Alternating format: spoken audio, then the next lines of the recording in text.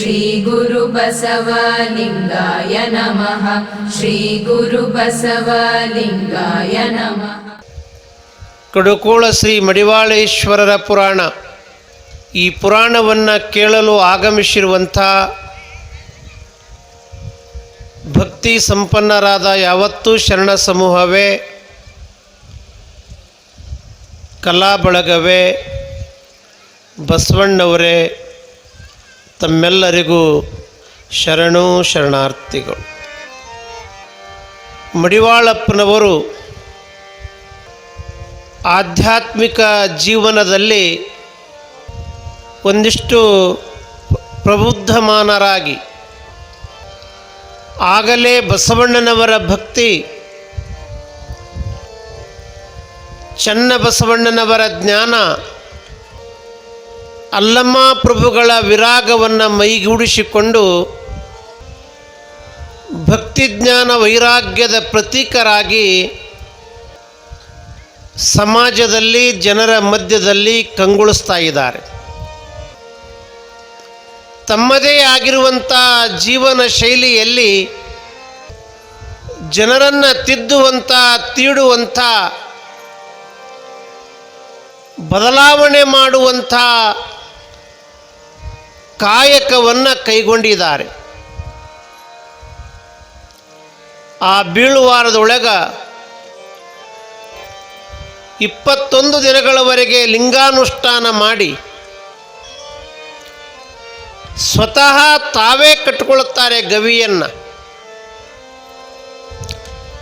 ಮಡಿವಾಳಪ್ಪನವರು ಅಂದು ಕಟ್ಟಿರುವಂತಹ ಗವಿ, ತಪಸ್ಸಿಗಾಗಿ ನಿರ್ಮಾಣ ಮಾಡಿರುವಂಥ ಗವಿ ಇವತ್ತು ಬೀಳುವಾರದ ಊರೊಳಗೆ ನೋಡಕ್ಕೆ ನಮಗೆ ಸಿಗುತ್ತದೆ. ಆ ಅನುಷ್ಠಾನ ಮಾಡುವುದರ ಜೊತೆಗೇ ತಾವು ರಚಿಸಿರುವಂಥ, ತಾವು ಬರೆದಿರುವಂಥ ತತ್ವ ಪದಗಳನ್ನೇ ಒಂದೊಂದು ಸಾಲನ್ನು ತೆಗೆದುಕೊಂಡು ಅದರ ಮಹತ್ವವನ್ನು ಹೇಳ್ತಾ ಕಾಲ ಕಳೀತಾರೆ. ಬೀಳುವಾರದಿಂದ ಮಲ್ಲ ಏವೂರು ಅಂತ ಬರ್ತದೆ, ನಿಮಗೆಲ್ಲ ಗೊತ್ತು. ಏವೂರು, ಆ ಊರಿಗೆ ಹೋಗ್ತಾರೆ. ಊರು ಹೊರಗಿರುವ ಬಸವಣ್ಣ ದೇವರ ಗುಡಿಯ ಕಟ್ಟಿ ಮೇಲೆ ಕೂಡ್ತಾರೆ.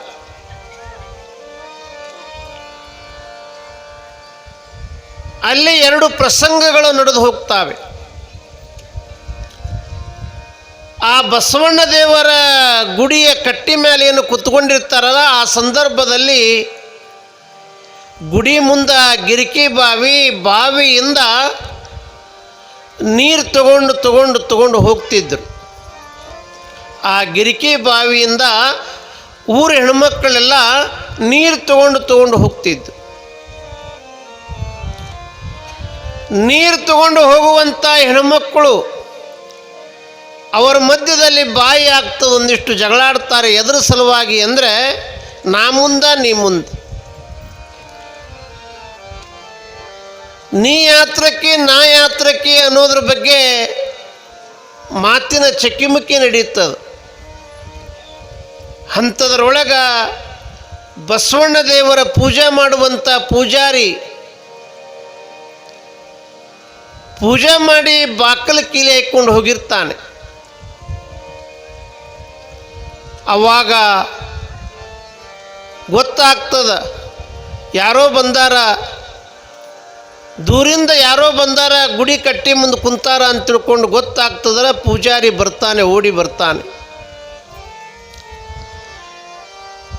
ಮಡಿವಾಳಪ್ಪನವ್ರನ್ನ ಕಂಡುಗಳೇ ಆಗಲೇ ಏವೂರು ತನೂ ಸುದ್ದಿಯಾಗಿತ್ತು ಮಡಿವಾಳಪ್ಪನವ್ರದ್ದು. ಎದುರು ಸುದ್ದಿಯಾಗಿತ್ತು ಅಂದರೆ, ಅಪ್ಪಿರ್ಲಾರ್ದ ಮಗ ಇವ ಅಂತ, ತಂದಿರ್ಲಾರ್ದ ಮಗ ಇವ, ವಿಧವೆ ಗಂಡನಿಲ್ಲದ ಗಂಗವು ಹುಟ್ಟಿರುವಂಥ ಮಗ ಅನ್ನೋ ಸುದ್ದಿ ಏವೂರು ತನ ಬಂದಿತ್ತು. ಇಂಥ ಮಡಿವಾಳಪ್ಪ ನಮ್ಮ ಗುಡಿ ಕಟ್ಟಿ ಮೇಲೆ ಕುಂತು ಗುಡಿನೇ ಮುಡ್ಚಟ್ಟು ಮಾಡ್ಯಾನ ಅಂತ ಪೂಜಾರಿ ಅಂದ್ರೆ ನೀರು ತರಕ್ಕೆ ಬಂದಿರುವಂಥ ಹೆಣ್ಮಕ್ಕಳು ಎದರ ಸಲುವಾಗಿ ಜಾಡ್ತಿದ್ರು ಅಂದರೆ ನೀ ಆ ತ್ರಕ್ಕೆ ಈ ತ್ರಕ್ಕೆ ಅಂತ ತಿಳ್ಕೊಂಡು ಕುಲ ಜಾತಿ ಎತ್ತಿಡಿದು ಅವ್ರು ಜಗಳಾಡಕತ್ತಿದ್ರು. ಇವೆರಡೂ ಪ್ರಸಂಗಗಳನ್ನು ನೋಡಿರುವಂಥ ಮಡಿವಾಳಪ್ಪನವರಿಗೆ ಸುಮ್ಮ ಕೊಡೋಕ್ಕಾಗಲಿಲ್ಲ. ಗುಡಿ ಮುಡ್ಚಟ್ಟೆ ಆಯಿತು, ಗುಡಿ ಅಪವಿತ್ರ ಆಯಿತು, ಇಂಥವ ಹಿಂಗೆ ಹುಟ್ಟಿದವ ನಮ್ಮ ಗುಡಿ ಕಟ್ಟಿ ಮೇಲೆ ಬಂದು ಕುಂತನಲ್ಲ ಅಂತ ತಿಳ್ಕೊಂಡು ಅನ್ನುವಾಗ ಮಡಿವಾಳಪ್ಪನವರು ತಮ್ಮ ಹಾಡಿನ ಮೂಲಕ ಜನರಲ್ಲಿ ಸೇರಿರುವಂತಹ ಕಂದಾಚಾರ ಸಹಜವಾಗಿ ಹಾಡಿನ ಮೂಲಕ ಜನರ ಮನಸ್ಸಿನಿಂದ ಕಿತ್ತಿ ಹಾಕ್ತಾರೆ. ಕೆಟ್ಟವ ಸುಮಾರ ಅಂತ ತಿಳ್ಕೊಂಡಿರುವಂಥ ಆ ಬಸವಣ್ಣ ದೇವರ ಪೂಜಾರಿ ಇಂಥವ ಗುಡಿ ಒಳಗೆ ಹೋಗ್ಯಾನ ಅಂತ ತಿಳ್ಕೊಂಡು ಗುಡಿ ಬಾಗಲ ಬಸವಣ್ಣ ದೇವರ ಗುಡಿ ಬಾಗಲ ಹಾಕಿರ್ತಾನ.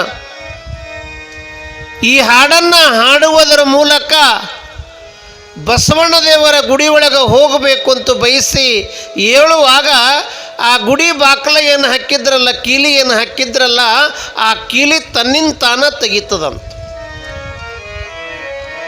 ತನ್ನಿಂತಾನ ತೆಗೀತದ ಅನ್ನೋದಕ್ಕೆ ಮಹಾತ್ಮರ, ಶರಣರ, ಸಂತರ, ಶಿವಯೋಗಿಗಳ ಜೀವನ ಚಾರಿತ್ರೆಯಲ್ಲಿ ನಾವು ಬಹಳ ಕಾಣುತ್ತೀವಿ, ನೋಡ್ತೀವಿ. ಗುಡಿ ಬಾಕಲ ಕೀಲಿ ತನ್ನಿಂತಾನೇ ತೆಗೀತದಂತ. ಆ ಏವೂರು ಬಸವಣ್ಣ ದೇವರ ಗುಡಿಯನ್ನು, ದೇವರ ಪೂಜೆಯನ್ನು ಮಾಡುವಂಥ ಪೂಜಾರಿಗೆ ಮೂರು ತೆರನಾಗಿ ಆ ಪ್ರಸಂಗ ನೋಡಿ ಆಶ್ಚರ್ಯ ಆಗ್ತದ, ಆಘಾತ ಆಗ್ತದ, ಜೊತೆಗೆ ಪರಿಣಾಮ ಆಗ್ತದೆ.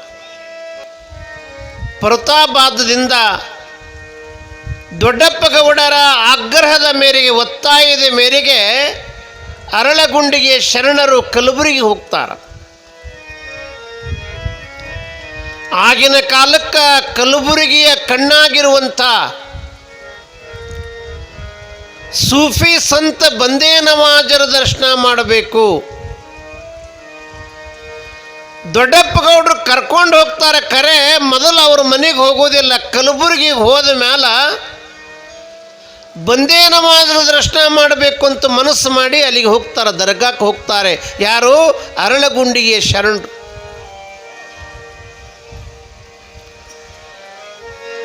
ನಮ್ಮ ದರ್ಗಾಕ್ಕೆ ಇವ್ರ್ಯಾಕ ಅಂತ ತಿಳ್ಕೊಂಡು ದರ್ಗಾ ಆರಾಧನೆ ಮಾಡುವಂಥ ಫಕೀರರು ದರ್ಗಾದ ಬಾಕಲ ಹಾಕ್ತಾರೆ. ಒಳಗೆ ಬರಬಾರದು, ದರ್ಗಾದೊಳಗೆ ಬರಬಾರದು, ಬಂದೇ ನವಾಜರ ದರ್ಗಾದೊಳಗೆ ಬರಬಾರದು ಅಂತ ಫಕೀರರು ಬಾಕಲ ಹಾಕ್ತಾರೆ.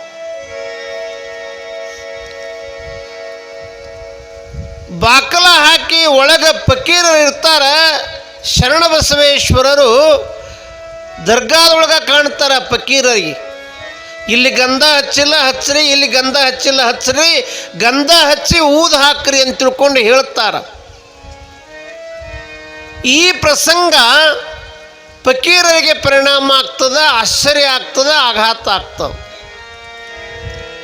ಯಾರೋ ಏನೋ ಅಂತ ತಿಳ್ಕೊಂಡು ಒಳಗೆ ಕರ್ಕೋಬಾರ್ದು, ಒಳಗೆ ಬಿಡಬಾರ್ದು ಅಂತ ಬಾಕಲ ಹಾಕಿದ್ರೆ ದರ್ಗಾದೊಳಗೆ ಇವರು ಕಾಣ್ತಾರಂದ್ರೆ ಇವರು ಶರಣರಲ್ಲ, ಸಾಕ್ಷಾತ್ ಬಂದೇ ನವಾಜರು ಅಂತಂತಾರೆ. ಆ ಫಕೀರರು ಬಂದೇ ನವಾಜರು, ಬಂದೇ ನವಾಜರು, ಬಂದೇ ನವಾಜರು. ಬಂದೇ ನವಾಜರು ಬೇರೆ ಅಲ್ಲ, ಶರಣರು ಬೇರೆ ಅಲ್ಲ ಅಂತ ಪರಿಣಾಮ ಮಾಡಿಕೊಂಡು ತಮ್ಮ ಆ ತಪ್ಪಿಗೆ ಕ್ಷಮಾ ಕೇಳುವಂಥವರಾಗ್ತಾರೆ. ಈ ಪ್ರಸಂಗ ಆ ದರ್ಗಾದೊಳಗೆ, ಬಂದೇ ನವಾಜ್ ದರ್ಗಾದೊಳಗೆ ಯಾವಾಗ ನಡೀತೋ ಅವತ್ತಿನಿಂದ ಇವತ್ತಿನವರೆಗೂ ದರ್ಗಾದ ಜಾತ್ರೆ ನಡೆದ್ರೆ ಶರಣಬಸವೇಶ್ವರ ದೇವಸ್ಥಾನದಿಂದ ಪ್ರಸಾದ ಹೋಗ್ತದ. ಶರಣಬಸವೇಶ್ವರ ಜಾತ್ರೆ ನಡೆದ್ರೆ ಅಲ್ಲಿಂದ ಮರ್ಯಾದೆಗೋಸ್ಕರ ಮಾನ ಮರ್ಯಾದೆಯ ಪಡಿ ಕೂಡ ಕೊಡುವಂಥ ಪದ್ಧತಿ, ಪರಂಪರೆ ಇವತ್ತಿನವರೆಗೂ ಮುಂದುವರ್ಕೊಂಡು ಹೋಗ್ತದ. ಆ ದಿಸೆಯಲ್ಲಿ ಮಡಿವಾಳಪ್ಪನವರಿಗೆ ಒಳಗೆ ಬಿಡಬಾರ್ದಂತೂ ಬಾಕಲ ಹಾಕಿದಾಗ ತನ್ನಿಂತಾನೇ ಕಿಲಿ ತೆಗಿತದ. ಆ ಪೂಜಾರಿಗೆ ಪರಿಣಾಮ ಆಗ್ತದ. ಇಂಥ ಅಭೂತಪೂರ್ಣವಾಗಿರುವಂಥ ತಪಶಕ್ತಿಯನ್ನು ಆವರಿಸಿಕೊಂಡಿರುವಂಥ ಮಡಿವಾಳಪ್ಪನವರು ಒಳಗೂ ಒಂದೇ ಹೊರಗೂ ಒಂದೇ ಅಂತರಂಗ ಬಹಿರಂಗ ಶುದ್ಧಿ ಮಾಡಿಕೊಂಡು ಪರಿಪೂರ್ಣರಾಗಿರುವಂಥ ಮಡಿವಾಳಪ್ಪನವರು ಆ ಏವೂರು ಮಲ್ಲಾದಿಂದ ಎಲ್ಲಿಗೆ ಬರ್ತಾರಂತ ಕೇಳಿದ್ರೆ ಶರಣರೇ ಹೇಳಿದ್ರು, ನಿನ್ನ ಕಾರ್ಯಕ್ಷೇತ್ರ ಹೇಗಿರಬೇಕು ಅಂತಂದರೆ ಏರ ನೀರ ಊರ, ಏರ ನೀರ ಊರ ಇದ್ದಲ್ಲಿ ನಿನ್ನ ಕಾರ್ಯಕ್ಷೇತ್ರ ಮಾಡ್ಕೋ ಅಂತೇನು ಹೇಳಿದ್ರಲ್ಲ, ಅದಕ್ಕನುಗುಣವಾಗಿ ಮಡಿವಾಳಪ್ಪನವರು ಎಡ್ರಾಮಿ ಮುಂದೆ ಏರ ನೋಡಿ, ಆ ಏರಿನ ಕೆಳಗೆ ನೀರು ನೋಡಿ, ಆ ನೀರಿನ ಮುಂದೆ ಊರು ನೋಡ್ತಾರೆ. ಇದೇ ನನ್ನ ಕಾರ್ಯಕ್ಷೇತ್ರ ಅಂತ ತಿಳ್ಕೊಂಡು ಕಡ್ಕೊಳ್ಳೋದೊಳಗೆ ತಮ್ಮ ಕಾರ್ಯಕ್ಷೇತ್ರವನ್ನಾಗಿ ಮಾಡಿಕೊಳ್ತಾರೆ. ಆ ಎಡ್ರಾಮಿಯಿಂದ ಹೋಗುವಂಥ ಸಂದರ್ಭದಲ್ಲಿ ಎಡ್ರಾಮಿ ಜನ ಎಲ್ಲ ಭಕ್ತರೆಲ್ಲ ನಿಮಗೆಲ್ಲ ರೀತಿಯಿಂದ ಅನುಕೂಲ ಮಾಡಿಕೊಡ್ತೀವಿ, ಇಲ್ಲೇ ಇರಬೇಕು, ಎಡ್ರಾಮಿಯೊಳಗನ ಇರಬೇಕು ಅಂತ ತಿಳ್ಕೊಂಡು ಒತ್ತಾಯ ಮಾಡ್ತಾರೆ. ಆ ಕೆಲವು ದಿವಸ ಎಡ್ರಾಮಿಯೊಳಗೆ ಉಳ್ಕೊಂಡಾಗ ಆ ಎಡ್ರಾಮಿಯ ಜನರ ಸ್ಥಿತಿಗತಿ ಕಾಣ್ಕೊಳ್ತಾರೆ, ನೋಡ್ಕೊಳ್ತಾರೆ. ಎಲ್ಲರೂ ಇಲ್ಲೇ ಇರ್ರಿ ಅನ್ನುವಾಗ ಮಡಿವಾಳಪ್ಪನವರು ಕಾಟುಕರು ಊರಾಗಿರಬೇಕೇ ಹೊರತು ಕೀಟಕರು ಊರಾಗಿರಬಾರದು ಅಂತ ತಿಳ್ಕೊಂಡು ಆ ಜನರ ಸ್ವಭಾವವನ್ನು ಅರಿತು ಕಾಟಕರ ಊರು ಬಿಟ್ಟು ಕಾಟಕರ ಊರಾಗಿರುವಂಥ ಕಡುಕೋಳದೊಳಗೆ ವಾಸ ಮಾಡ್ತಾರೆ.